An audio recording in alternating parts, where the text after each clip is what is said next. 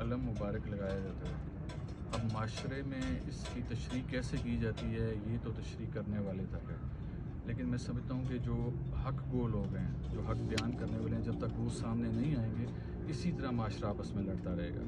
کوئی کہے گا فلاں گھر نے علم لگا لیا تو یہ شاید دوسرے طبقے والا ہو گیا۔ میں اب علم کی ہسٹری یہاں پر بیان کروں گا، سبحان کہ اللہ، علم سبحان چلا اللہ۔ ہے۔ اور اس علم کی ہسٹری بیان کرنے کے بعد میرا نہیں خیال کہ کوئی بھی سننے والا ایسا ہو جو اس علم کو نہ لگائے۔ ٹھیک ہے؟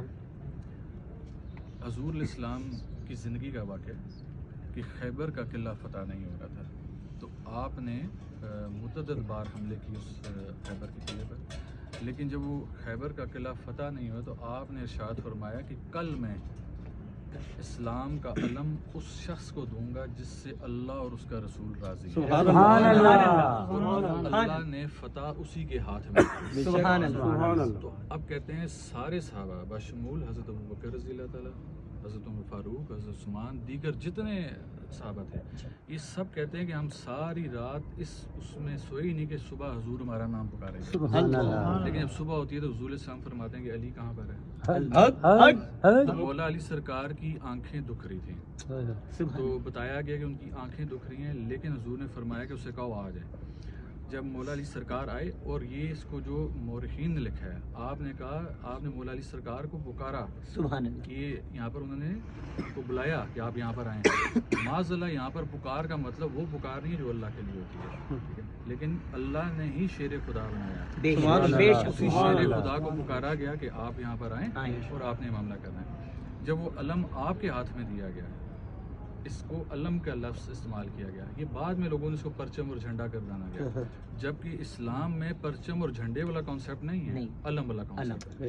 تو یہ علم مبارک حضور علیہ السلام نے اپنے دستے مبارک سے مولا علی سرکار کے ہاتھ میں دیا۔ سبحان اللہ۔ ہن دسو کیڑا بندہ ہے جڑا اپنے کہتے علم نہیں لائے گا، کہ حضور علیہ السلام کا دیا ہوا علم جو مولا علی سرکار کے ہاتھ میں ہے۔